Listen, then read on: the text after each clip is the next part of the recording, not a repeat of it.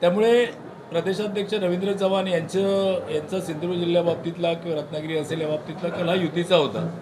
पण या सगळ्या स्थानिक स्वराज्य संस्थांच्या निवडणुका या ज्या कार्यकर्त्यांच्या असतात त्यामध्ये सन्माननीय देवेंद्रजी फडणवीस साहेबांच्या नेतृत्वाखाली एक बैठक झालेली आणि त्या बैठकीमध्ये संपूर्ण राज्याचा आढावा घेतल्यानंतर त्यांनी तसं म्हटलेलं होतं की स्थानिक पातळीवर या सगळ्या विषयाचा विचार करा, अडचण आली तर प्रदेशाशी संपर्क करा. तर त्यानुसार सगळी प्रक्रिया सुरू झाल्यानंतर आमचे मार्गदर्शक आमचे खासदार सन्माननीय राणेसाहेब या ठिकाणी जिल्ह्यात आले. त्यांनी सगळ्यांची आमची बैठक घेतली आणि त्यांनी सांगितलं की युती झाली पाहिजे, युतीसाठी ते आग्रही आहेत. फक्त त्यांनी त्याचवेळी एक विधान केलेलं होतं की तुम्ही स्थानिक पातळीवर एकत्र बसा आणि सामंजस्याने हा विषय सगळा करा. त्या अनुषंगाने जिल्हा पातळीवर काही बैठका झाल्या. पालकमंत्री असतील, मी असेन, शिवसेनेचे जिल्हाप्रमुख असतील, दीपकभाई असतील, त्या विधानसभेचे जिल्हाप्रमुख असतील, या सगळ्या लोकांनी आपण साधक चर्चा केली.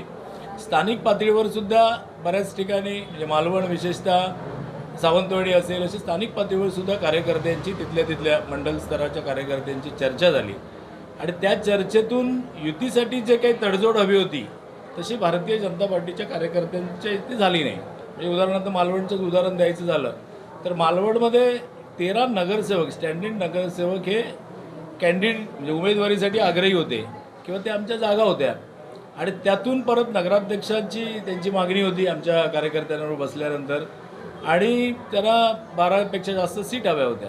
तर या सगळ्याचं समन्वय साधणं अवघड होतं. मग इथली सगळी स्थिती आहे ती आपण हे सगळा जो विषय होता तो आपण प्रदेश स्तरापर्यंत पोचवला.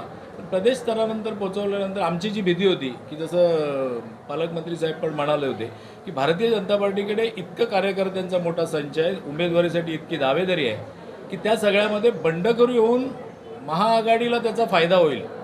आणि तुम्ही आता बघत असाल तर त्याचा काही अंशी ती गोष्ट खरी ठरली. म्हणजे महाआघाडीसाठी भारतीय जनता पार्टीचे तयार झालेले उमेदवारसुद्धा महाआघाडीने आपल्याकडे घेऊन त्यांना नगराध्यक्षपद लढवायला दिलं. त्यामुळे हा सगळा विषय होणार होता. त्यामुळे प्रदेशाकडे आपण सगळी मांडणी केल्यानंतर प्रदेशाकडे कोणी एकट्याने नव्हे तर जो काय प्राप्त परिस्थितीनुसार निर्णय घ्यायचा होता तो प्रदेशाच्या समितीने घेतला असेल. त्यामुळे एकट्या चव्हाण साहेबांनी ही युती त्यांना नको होती किंवा चव्हाण साहेबांनी केली नाही असं विधान काय आमदार साहेबांनी म्हटलं ते बरोबर नाही.